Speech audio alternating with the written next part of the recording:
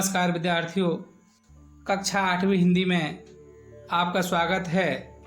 बसंत भाग 3 के पद्य खंड से आज हम पढ़ेंगे पाठ 9 कबीर की साखियाँ।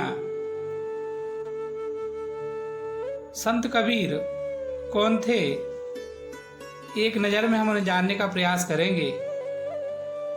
कवि का परिचय। संत कबीर मध्ययुगीन निर्गुण भक्ति धारा के प्रवर्तक थे। आपका जन्म 14वीं-15वीं शताब्दी के मध्य में माना जाता है। आपके जन्म स्थान के बारे में विद्वानों में मतभेद हैं, परंतु अधिकतर विद्वान आपका जन्म काशी में ही मानते हैं, जिसकी पुष्टि स्वयं आपका यह कथन करता है। काशी में प्रकट भये रामानंद चेताए, अर्थात आपका काशी में जन्म हुआ और सतगुरु रामानंद ने आपको ज्ञान देकर मोक्षगामी किया। शिक्षा व ज्ञान। कबीरदास व्यवस्थित रूप से पाठशाला नहीं गए, क्योंकि उस काल में गुरुकुल परंपरा थी और गुरु के चरणों में ही ज्ञान प्राप्त हो सकता था। इसलिए कबीरदास गुरु जी की शरण में गए और वहीं साधुओं की संगति में उन्हें सांसारिक और भौतिक ज्ञान मिला।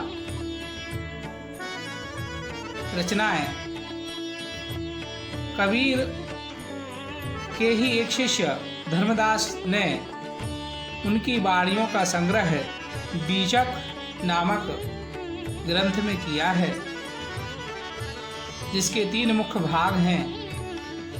भाग 1 साखी दोहों के रूप में, 2 शब्द पद के रूप में तथा 3 रामायणी आपकी रचनाएं हैं। मृत्यु के बारे में कहा गया है कि सन 1518 ईस्वी में उत्तर प्रदेश के मगहर नामक स्थान पर आपने यह देह त्यागी और परमात्मा में लीन हो गए।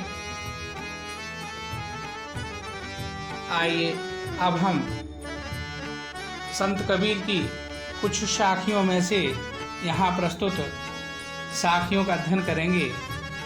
तो पहली साखी आपके सामने प्रस्तुत है, श्रवण कीजिए और इसका अर्थ, भावार्थ तथा विशेष समझने का प्रयास कीजिए। जाति न पूछो साधु की, पूछ लीजिए ज्ञान। मोल करो तलवार का,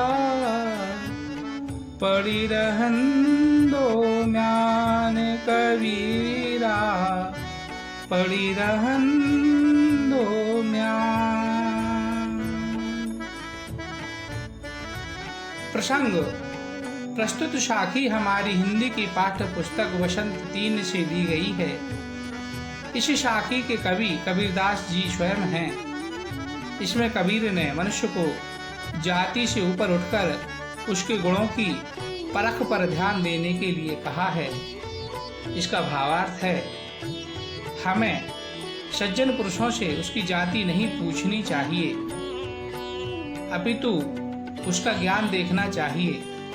अर्थात मनुष्य को उसकी जाति के आधार पर नहीं, उसके ज्ञान के आधार पर परखना चाहिए, क्योंकि जब हम तलवार खरीदने जाते हैं तो हम तलवार की कीमत करते हैं, ना कि उसके म्यान की। इसकी विशेषता है, मनुष्य की जाति उसके गुणों से बड़ी नहीं हो सकती। अतः हमें गुणों का महत्व देना चाहिए। आवत गारी एक है, उलटत होय अनेक। कह कबीर नहीं उलटिए, वही एक की एक कबीरा, वही एक की एक। प्रस्तुत प्रसंग में कबीर ने अपशब्द सुनकर उस पर ध्यान न देने की बात कही है। भावार्थ है, जब हमें कोई गाली देता है अर्थात अपशब्द कहता है, तब वह एक होता है, पर जब हम उसे पलटकर वही अपशब्द कहते हैं तो वो बढ़ते बढ़ते अनेक हो जाते हैं। इसीलिए हम उसकी एक गाली पर ही ध्यान नहीं देंगे तो वह वहीं खत्म हो जाएगी, अर्थात वो एक की एक ही रह जाएगी। इसकी विशेषता है अपशब्द के बदले अपशब्द कहना कीचड़ में हाथ डालने जैसा है, अर्थात कीचड़ में हाथ डालकर आप कीचड़ को साफ नहीं कर सकते। माला तो कर में फिरे, जीभी फिरे मुख माई, मनुआ तो दूध फिरे, यह तो सुमिरन नाही कबीरा, यह तो सुमिरन नाही। अर्थात कबीरदास जी प्रभु नाम स्मरण पर बल दे रहे हैं। हम इसका भावार्थ समझेंगे कि माला को हाथ में लेकर मनुष्य मन को घुमाता है, जीभ मुख के अंदर घूमती रहती है, परंतु मनुष्य का चंचल मन सभी दिशाओं में घूमता रहता है।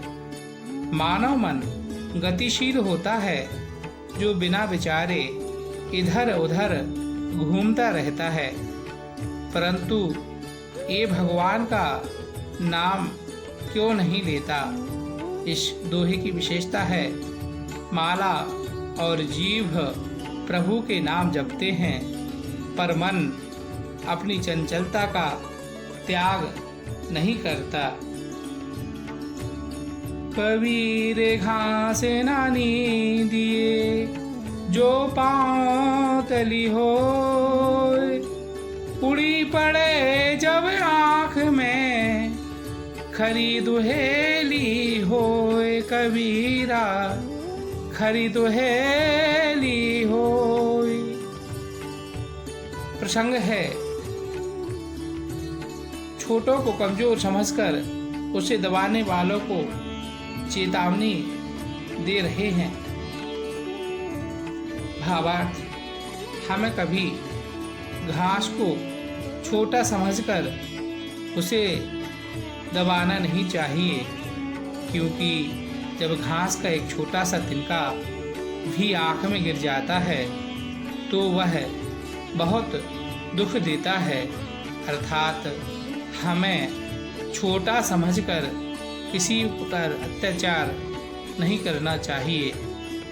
विशेषता है, किसी को कमज़ोर समझकर दबाना नहीं चाहिए, क्योंकि कभी कभी यही हमारे लिए कष्टकारी हो जाता है। जैसे हाथी और चींटी, एक छोटी सी चींटी हाथी को भी बहुत परेशान कर सकती है। जग में बैरी कोई नहीं, जो मन शीतल होए, या पाको डारी दे, दया करे सब कोई कबीरा, दया करे सब कोई। प्रसंग में मनुष्य को स्वार्थ त्याग कर दयावान बनने की सीख दे रहे हैं। भावार्थ, मनुष्य का मन अगर शांत है तो संसार में कोई शत्रु नहीं हो सकता।